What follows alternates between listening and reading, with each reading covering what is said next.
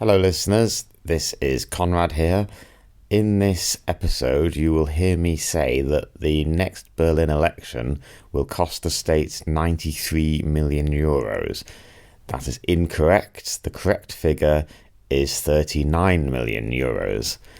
I'll leave you to figure out how I made that mistake. It might have something to do with my addled brain and the way Germans say numbers.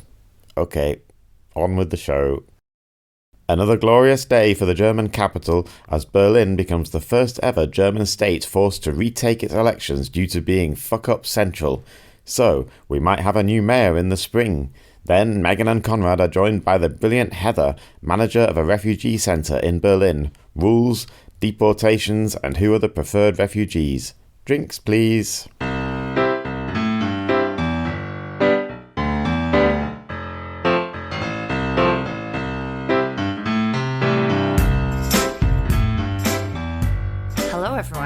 It's time for another episode of Megan's Magazine. I'm Megan. I'm here in Berlin with ex-Berliner magazine, Konrad Werner. Hello, Konrad. Hello. And our lovely guest, Heather. Hello. Heather from Ireland. And Heather, we actually have just worked out that it was a year ago, almost to the day, that it's taken a year to get you on here, and you're going to talk to us a little bit about managing refugee centres, refugee residential centres. And we're going to give some people an update on the Berlin political scene in a moment, since that is sort of one of our remits. But the other remit is to drink mega cans. Yeah. And because for anyone who is in Germany will know it's freezing, felt like 20 degrees last weekend when I was doing some garden work. And it's freaking -1 out there already. It's awful. I hate it. I'd forgotten what cold feels like. So I thought we would pretend to be on holiday and we will have some Captain Morgan Mojito mega cans, which regular listeners might recognise as one of my faves. A taste of the summer. Exactly. So we're going to drink these and pretend that we're in Cuba in a lovely bar. It's sunny. Like a state-owned bar. Yep, like all things should be. All right, Heather, I'm going to come and give you yours. Yep. There's yours, Konrad. Thank you. So what's your relationship to mega cans, Heather? Love them. Yes. The more the better. Yeah. All right, cheers everyone. Cheers. Oh my God, This one's a good one. That's just delicious, isn't it? Yeah. Do not, and again, I don't say very useful things often on this podcast, but there's one piece of information that I can absolutely say as fact. Do not bother with the Bacardi mojitos. They're disgusting. I think I've tried one before. It has to be a Captain Morgan one. Yeah, I'm done for the week. Over to you guys. Anyway, you want to talk about the Berlin state elections being declared void. Here we go again. So we had an election in September 2021, you'll recall. There were 4 votes on the ballot in Berlin because there was the federal election, the Bundestag, there was a state election and a municipal election, and of course the referendum. 2 of those elections, the state and the municipal elections, have now been declared void. But not the Bundestag one. Not the Bundestag one, and also not the referendum. The referendum result, which you'll recall was won by the yes vote for socialising housing, that was not legally challenged in the court. And what happened this week was that the Berlin Constitutional Court said that there were so many problems on election day that the result must have been altered or might have been altered. And so it's not fair. And it also wouldn't be fair to isolate certain polling stations. So there were, because there were complaints that not all the polling stations, but some of them, enough of them. And so they said, we have to rerun the whole election for the whole city.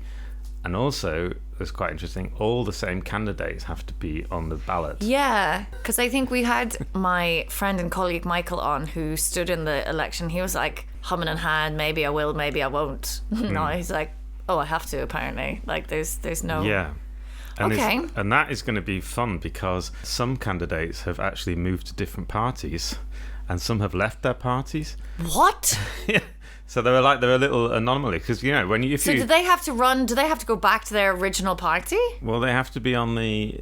They have to be a candidate, for that party. They have to exactly as it was in 2021. Yeah. They can't. You can't put up new candidates. What you can do, you can be elected. If you, for example, you went to a different party and now you're elected again, you can stand down. Well, a lot of people local candidates, obviously they're not career politicians, they're just people who just fancy fancy being candidates.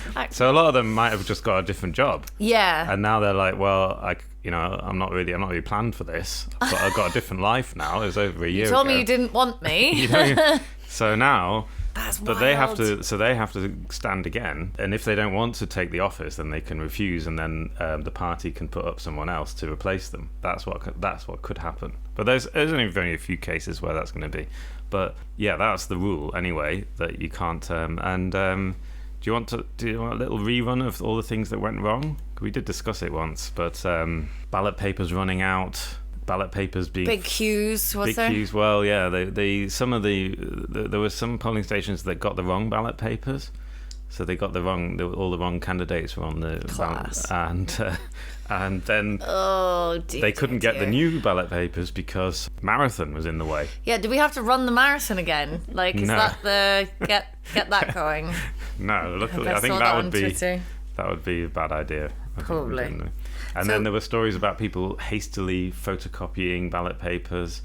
You can do that, which you're can not meant you? to do, which is not fair. And also, polling stations then stayed open for much longer than they were supposed to because they'd been closed during the day because they didn't have any ballot papers. And you can't do that in Germany because the exit polls come out the moment that the so that ballot starts stations influencing the vote. and that influences the vote. People can then tactically vote for different parties. Oh no.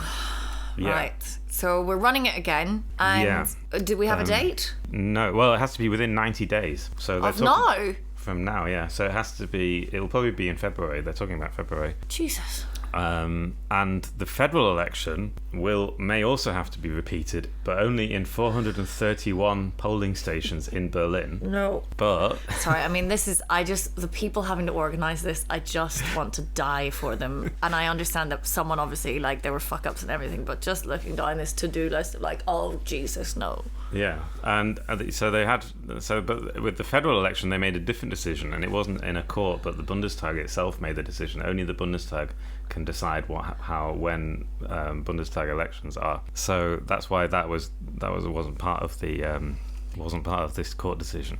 But they already decided last week in the Bundestag that they would have to repeat in 430 of the polling stations around Berlin, which is not really going to make a big difference. Overall, because it could be like a couple of seats, one fewer, like some people who are on marginal seats in Berlin. Okay. Pankow is a big one. Pankow is the one district where over 80% of the polling stations have reported problems.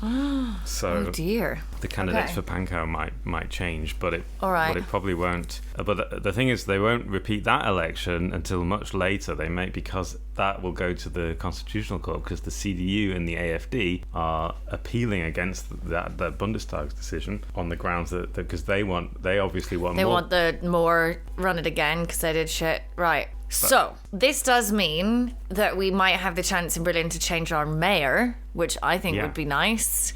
Heather's nodding. Yep. Poor old Franziska Giffey, who I don't love, and also, but on a personal level, to then have a very public vote on a job just after you've been doing for a year really sucks. I'm sorry, like, on that must be horrible. Yeah, so that is all very annoying for her, especially. And also, if you look at the polls at the moment, the three parties are basically neck and neck. The CDU, the SPD, and the Greens are all on about 20% in the polls. So it's really up for grabs who's going to be the next mayor. The CDU could easily. I mean, the problem with the CDU is they don't have any coalition partners. The problem with the CDU is that's it. Like, we just don't want a CDU mayor of Berlin. When was the last time that happened? But it was very close that with the Green Party candidate is Bettina Jarasch, and she's currently the transport minister in Giffey's cabinet. So Oh yeah, because I think she's been going on about the tickets, hasn't she? Okay. So it's going to be. We're going to have a big election campaign. The state of Berlin is going to invest 93 million euros into making sure this election runs properly. There's quite a lot of money. Yeah, so they have to. Whose fucking budget is that coming out of? Well, it's taxpayers' money. Yeah. Your money. 93 million. Yeah, because they have to hire more volunteers, so they have to pay these. Volunteers. You don't hire volunteers. They get paid something. They get like an enchilada of Do you the remember day. then we were having that, and then they could skip the vaccination queue? Do you remember? I saw red that day. Anyway, so okay, right. So there's going to be a new election, and they have to really make sure it works this time. Because it's kind of embarrassing for the city, because it's never happened before in Germany. And it would be Berlin, wouldn't it? Fucking making a show of ourselves again. The only time it's ever happened before was because in Hamburg in 1991, but that was for a totally different reason. That was because the CDU picked their candidates wrongly. It wasn't because of anything happening on the day of the election. Did they have a marathon though? Has anyone done a marathon and a vote on the same day? Who knows? Yeah, I mean, maybe that's why. Yeah, let us know our limits a little bit on that one. So anyway, I just wanted to mention that. Well, I'm excited. Yeah, I mean, we could get a different mayor. That would be nice. And we could also get a CDU mayor. Oh, that would be less nice. But Please, you know, I really don't want that. But Heather, you were saying, are you able to vote in this election now? Yeah, so I got my citizenship last December. So yeah, this time I'll be able to vote. That's exciting. It is. So you've obviously been in Germany for a while then. Yeah, 11 years. And your job is, and the reason that we have invited you on and you've agreed to come and talk to us today, is that you manage residential centres for refugees. Yeah, exactly. Can you tell us a bit about what is it that you manage in terms of a facility? Like, what does that provide? Okay, so I work in a refugee centre with 85 apartments. They're proper apartment structures as well, with their own kitchen and bathroom, which is different to a lot of centres in Berlin that have shared kitchens, shared bathrooms, so on and so forth. So our one is quite nice. We are only for families, so that means we have a lot of children. We have over 260 children in the building, which is chaos, of course. So we provide mainly accommodation, but also we have social workers, we have a volunteer coordinator, we have people that work with the children, so we also help people with making doctor's appointments. We don't help people with immigration status because you need lawyers for that. We do homework with the kids, we have a woman's evening, we have a men's evening, we have a kindergarten, which is like a replacement service because we all know about the kindergarten situation in Berlin. It's very hard to find a space. So ours is quite small. We can only take 7 kids a day, but it's better than nothing, of course. What else do? We have psychologists that can come in and speak to people. We do a lot of crisis management as well if there's families having a crisis or people are severely sick.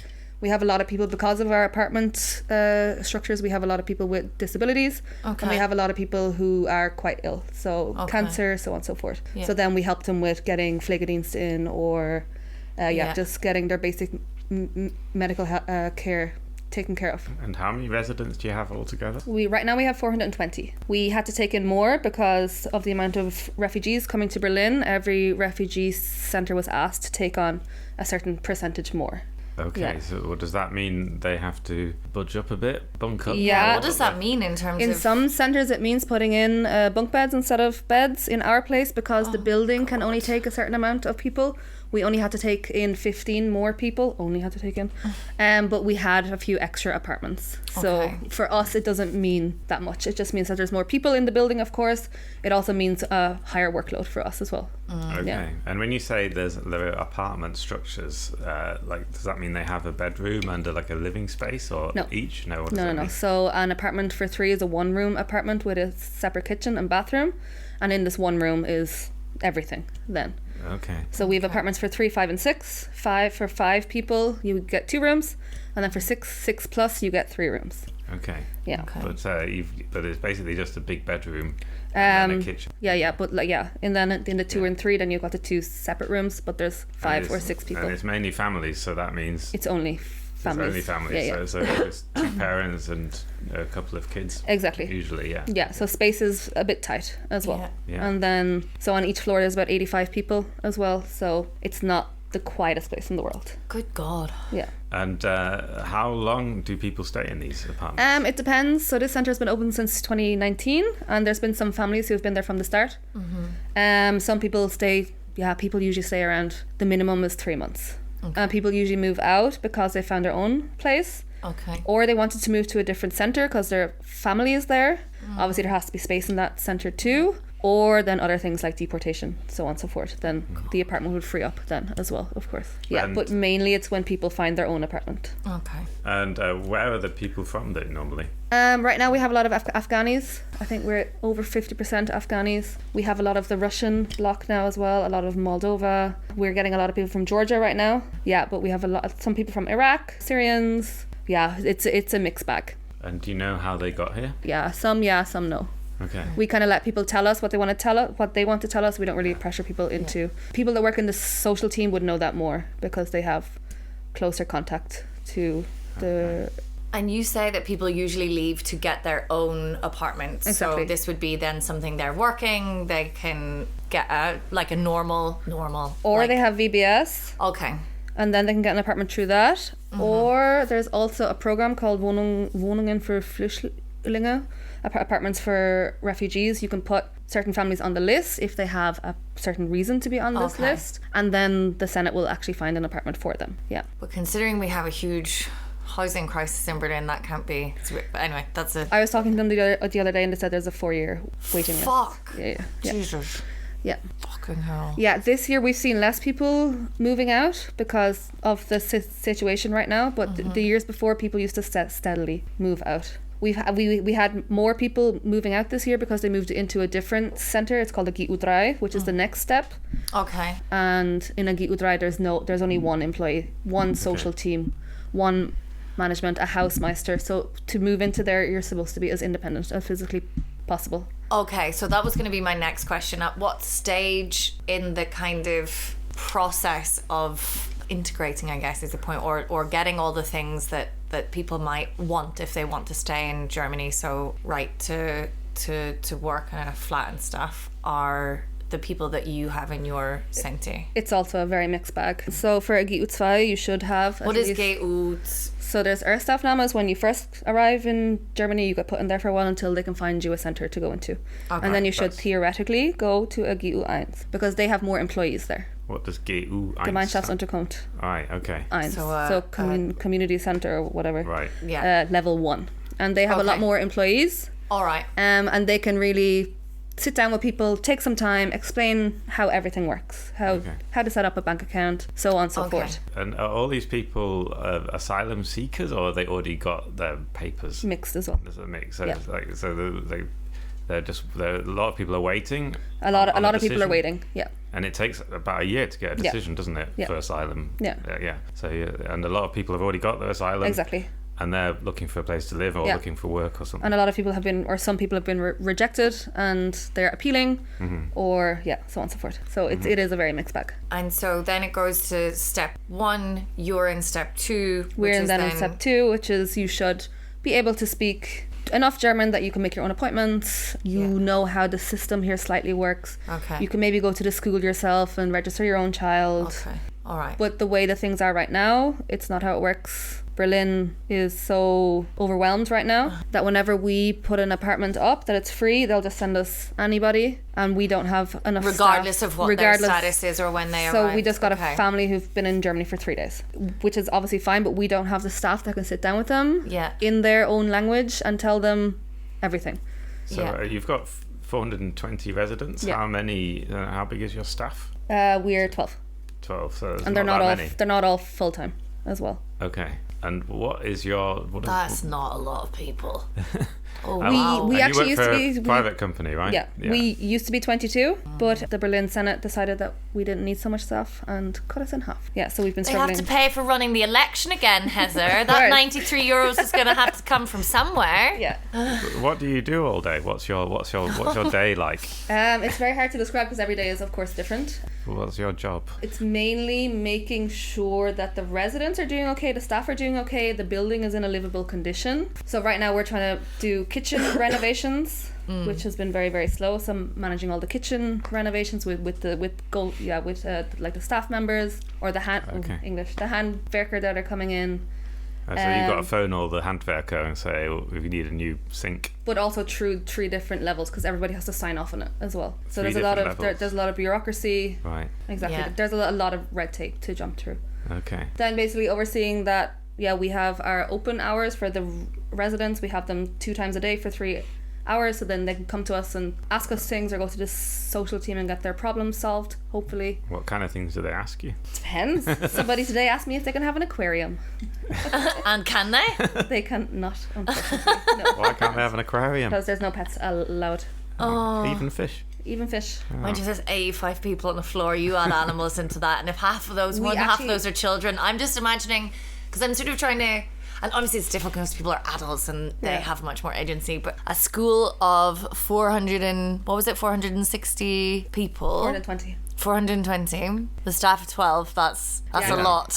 And then there's obviously some more important questions, like if they have a problem with something, how did they solve this, or where can they get help about finding an apartment. That's one thing we don't do as well. We don't help people find an apartment because we all know how it is in Berlin. Yeah. I mean, where are you going to find an apartment? Yeah. Exactly. We do try to get volunteers in to help residents finding an apartment. They usually get frustrated after 2 weeks and don't come again. And how many of the people living with you have got jobs? Like, how many people are like going off to work every day? Are they? I'd say it's less than 20%. Okay. Yeah. So what do they do all day? A lot of people are going to Deutsch course, to German class. They're doing their Integrations course. Okay. We also have a lot of people who are helping out in the house as well. Yeah. Got a few new people that moved in that are painters, and we just got a grant to paint the place. So there's a lot of people painting, fixing up things. We've got some people to help with the children. Yeah, so people try to make themselves. People also want something to do as well.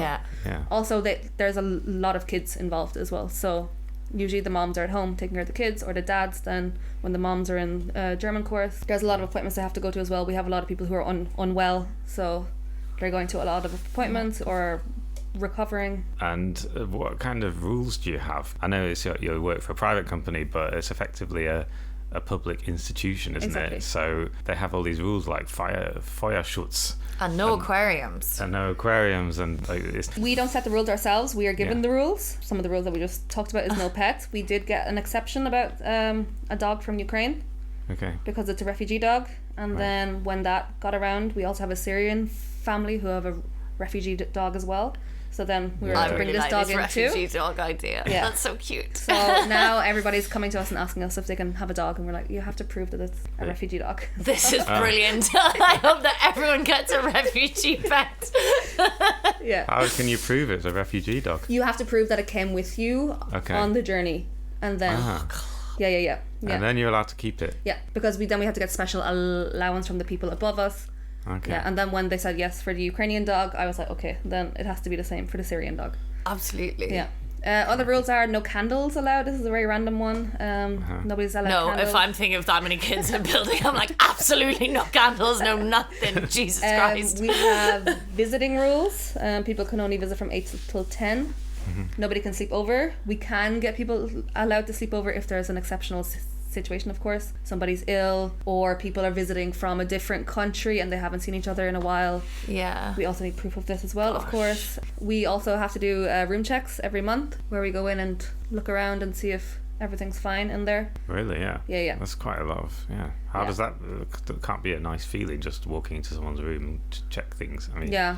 it's like you feel like you're invading Exactly. privacy. Yeah. We try to drag it out a bit so we don't have to do it every 30 days. We try to do it every 6 weeks or 8 weeks. Yeah. And Yeah, I heard that you also have quite a lot of power as a manager of a refugee home, because they're not like residents. They're not renters, tenants. They're not protected by all the tenants' laws. No. And you actually have the power to kick them out. Exactly. Under certain situations. Yeah. And how are those rules enforced, and what happens there? So there are rules about throwing people out. You have to give 3 abmahnungen, which in English is 3 written warnings. Yeah. And then after the 3rd one, you can technically kick them out. Yeah, but an abmahnung can be for like leaving your shoes out in the corridor. That would be an Anmahnung more so. An Anmahnung. And 3 Anmahnungen is 1 Abmahnung. Oh, okay. Yeah. So then you need 9 Anmahnungen to be kicked out. So this is what I heard. So I got another friend. Like your driving test in like minors and majors. So if you leave your shoes out in the corridor, that is against the fire safety rules. Technically, yes. And then you, as the manager, have to like write them up for that, or you have to give them an amount. Yeah, we are a little bit more lenient. We prefer talking to people and like explaining why, according to the rules, the shoes cannot be allowed outside because of fire safety. If there is a fire, that everybody can leave the building in a safe way. Yeah, we're not we are a little bit lenient. We don't like to throw people out just for this kind of thing. Right, like in our place, you really have to do something quite severe. There has to be violence or something involved to be thrown out. And what would people do if they get thrown out? They go to LAF and they get sent to a news. Okay, the LAF is the Landesamt für Flüchtlingsangelegenheiten. So how do you translate that? Refugee Agency of Berlin or something? Yeah, the state refugee. So they go back to the LAF and say, I've been kicked out. With a note from us, we also write to them with why they got kicked out, and then they get sent to a different centre. Okay. And usually it's a worse centre then.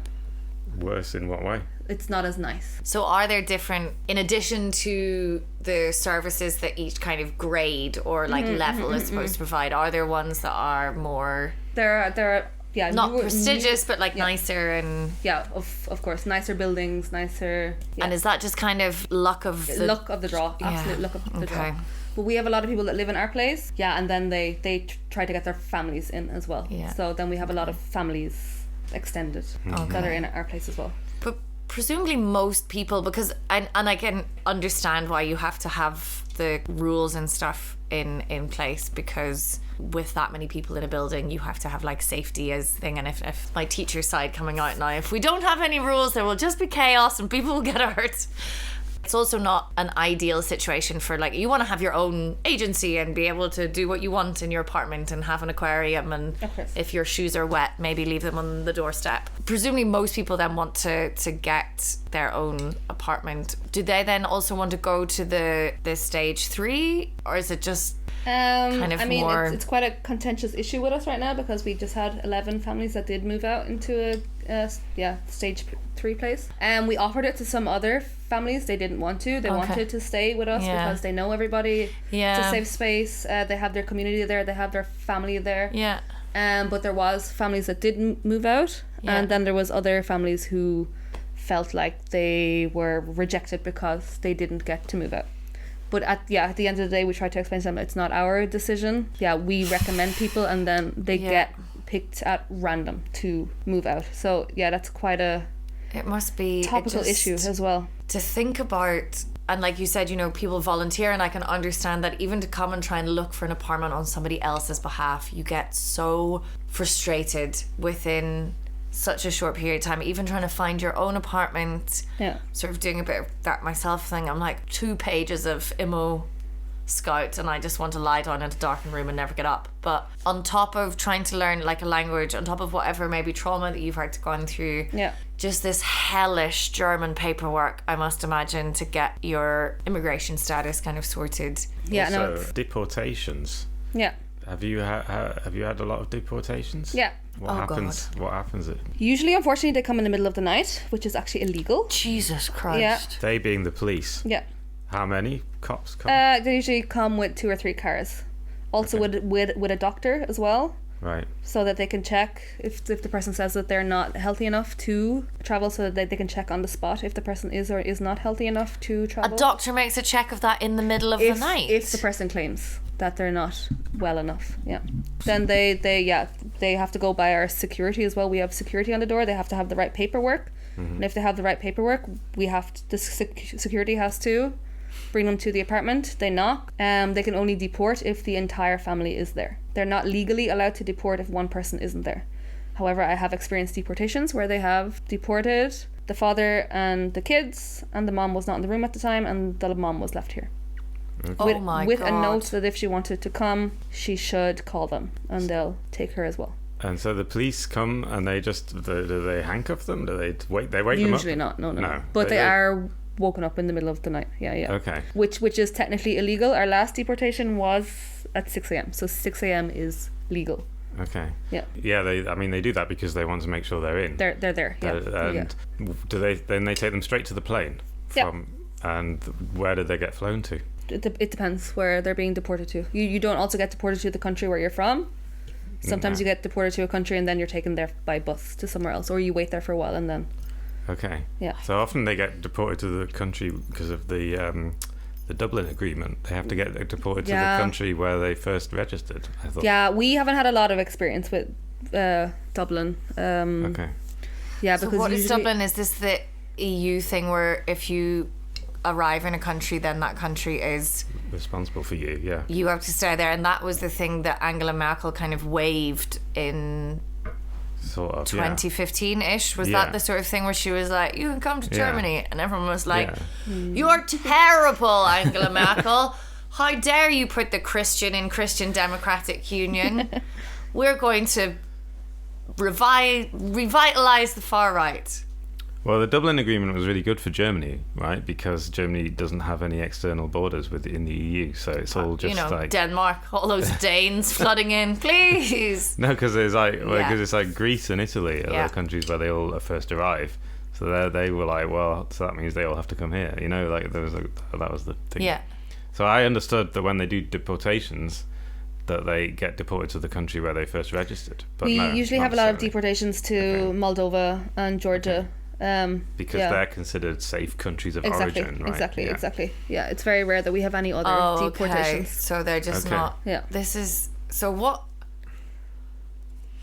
Ooh. And do you get to know these people? These Of course. people, are they like, they've been living there for a few years, so Yeah. you form kind of an emotional. Of course, yeah. attachment Some to more than them as others, well. of course, like it is in Yeah. normal life. Yeah. We shouldn't have our favorites, but sometimes we do. It happens. Yeah. Okay. Yeah. So I've been in this centre for 2 years. Yeah. Before that, I was in another centre for a year. Before that, a different centre for 2.5 years. And then before that, I was in the emergency shelter in 2015.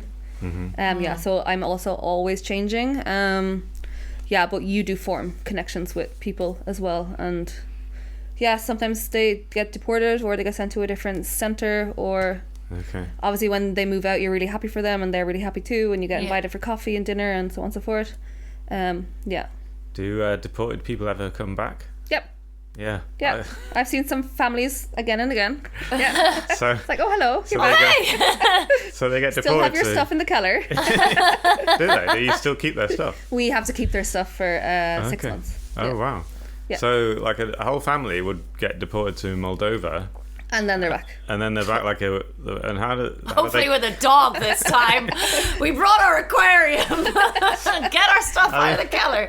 I'm into this. so that's quite mad, isn't it, when you think about it? Because this is Yeah. like a big thing. With deportations is a big thing. Like we always get like the AFD and all the parties going, we need to deport more people, and they all on the So they can go back and get their dogs. So so then what that they happens is they document the journey they just, with the they dogs. so they just reappear.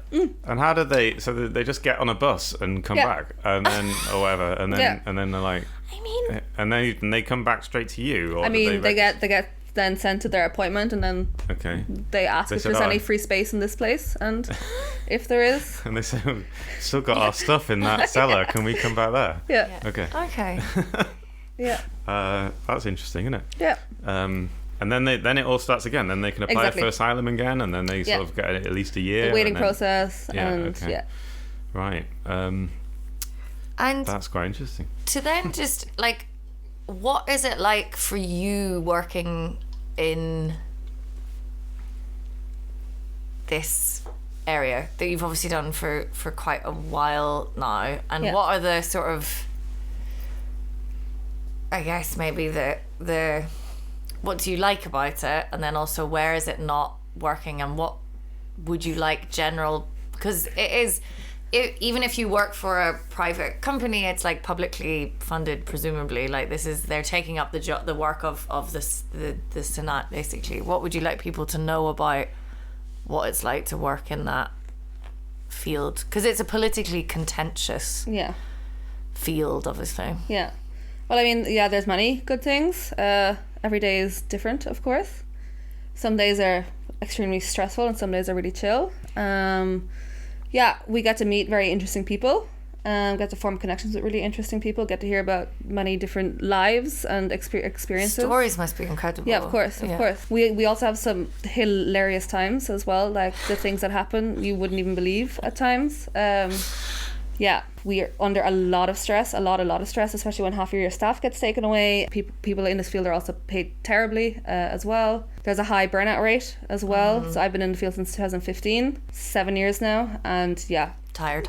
Definitely tired, for sure. What else? It's always very interesting, and I think what people should know about this, I think people should understand that everybody's just looking for somewhere safe to live. And it doesn't matter if they're fleeing a war or if they're fleeing, it doesn't really matter. Also, we're somebody both from Moldova. Kind of economic migrants in a way, aren't we, Heather? Like, we're obviously both from Ireland, and people think this, well, they're just here for a better quality of life. And I'm like, what, are you going to deport me? Yeah. And what if you could ask politicians, because as a teacher, I'm very clear that, people are always like, what do we need to do with schools? How do we solve this problem? And we're like, can we have some more money, and can we have smaller class sizes? What was the other question? Oh yeah. Yeah, what do you need? If you had Franziska Giffey in front of you here, mega can in hand, she looks like a woman who could use females. Absolutely. Just relax.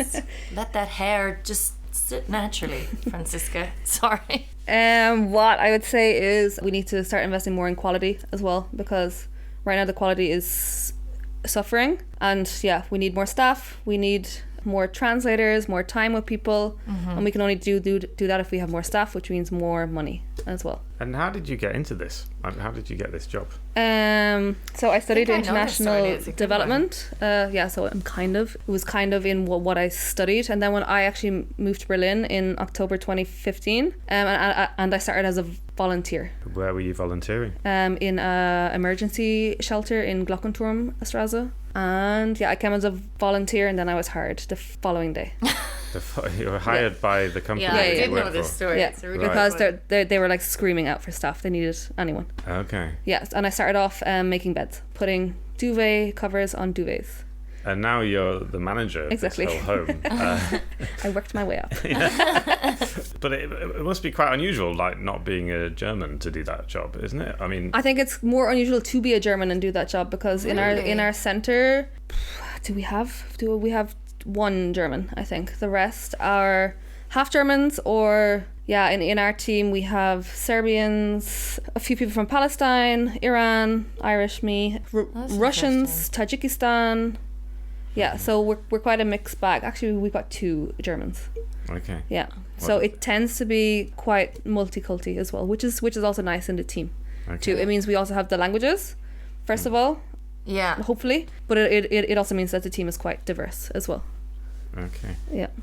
And is it an area that struggles to recruit people, or is it retention, or is it that you just don't have the money to fund? We're told how many people can work in each centre from the Senate. Okay. Yeah. So they tell us how many staff we can have based on what they think our needs are. By never being there. And that's crazy. So it is actually a private company, and I think there's lots of these kind of companies that take on various things that you would assume are public services are actually sort of. But if the Senate has like so much control and is giving all of the funding, public company, like why is it not just public maybe that, I don't know. Wow. They have some in Berlin that are directly from, but I think they've got 12 centres. Yeah, it's outsourcing. Everything's outsourced nowadays. I don't really understand why you would do that. Is it saving you money? Yeah. But who's making the money? Who's what, like... There's loads of private companies doing loads of stuff. I mean, there's more in America than they have, like, private prisons. But... Yeah. But they have, Okay. that's part of... It's just part of our life. Chalk it up to me not understanding how the world works. I think they were trying to do it in Hamburg, where like the city owned most of the centers, and they were supposed to bring it to Berlin, but I think they're struggling too much. It's Berlin as well. Yeah. Famously never any money. Just one more question that I've been sort of thinking of, because obviously in the last year since we began talking about this, there's been unfortunately, of course, like a huge wave of refugees coming into Berlin from Ukraine. And I was just wondering, I know that you haven't been working really predominantly with Ukrainian refugees, but there's been quite a lot of sort of talk about first of all, the difficulties that's caused in terms of just more numbers of people that have to be accommodated in an already massively overstretched system, but also the fact that Ukrainian people are maybe getting benefits that other people don't. And I don't mean to take away from give everybody all of the things, but what has been your experience of that, and has it been sort of frustrating, or have people been getting frustrated? And I mean, it also goes back a little bit further. Before the Ukraine, before that happened, we had the Afghanische Ortskräfte, whatever that is in English, the people that worked with like the German army in Afghanistan. Yeah. So we had them come before all this. Yeah. And they were considered the better, the preferred refugee, and they got everything, completely everything. Like the process was much faster. They got sent to a GU 2 straight away. They didn't have to go to a GU 1. I mean, there's other examples as well. And then they were allowed to work as soon as they were got here. allowed to work straight away. So on and so forth. So they were seen as the number one status. And then it didn't last long, because then Ukraine happened. So the Ukrainians are the new preferred. Exactly. They came and now they're the new preferred. So now, like in our centre, we don't have that many Ukrainians. We only have 3 families. We only have them because they're severely sick or disabled, so they were bumped up faster as well because of they have their own enclosed space for hygiene and so on and so forth. I'm going back to the dog example again, because this is a classic example. It was a Ukrainian woman that came to me and asked about her dog, and I was like, it's not allowed. Then I was talking to the person that was above us and said, okay, for this family, okay. And you think that she might not have said that if it had been a Syrian family, or I'm not sure. Okay. I don't know. Okay. But we had talked about fish before, and it was definitely no fish, not at all. Yeah, so that's a small example. Yeah. But now there's just German courses for Ukrainians that other people can't access. Really? And obviously our residents are frustrated as well. They say, we're not Ukrainian, so we're not important enough.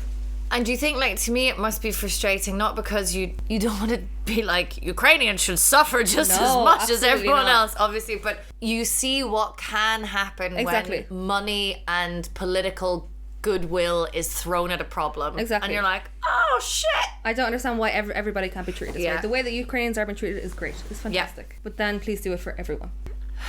Okay. Yeah. I think that's everything. Is there anything else that you would like to say, Heather? How's your mega can? It's great. It's fantastic. Isn't it so good? Have you finished it? Nearly. Konrad always slurps his down in about I'm a fast drinker. 20 minutes, if even. I always like. I like to have it for the full episode. I don't want to be parched. Do you? After all my chatting. You pace yourself. Aye. I just get so excited because it's Friday night and I'm just like, I want to make a can. It is a nice thing to do on a Friday. I love it. Wouldn't miss it for the world. My Friday night mega can. Heather, thank you very, very, very much for coming really in. This has been really, really enlightening and great. And hopefully, maybe you'll come back sometime, and it won't take a year. Exactly. And things will change. I don't know. I don't know. Fuck. Thanks very much. Thank you. Bye. Bye. Bye. Oh, yeah. I was going to say goodbye. People are listening.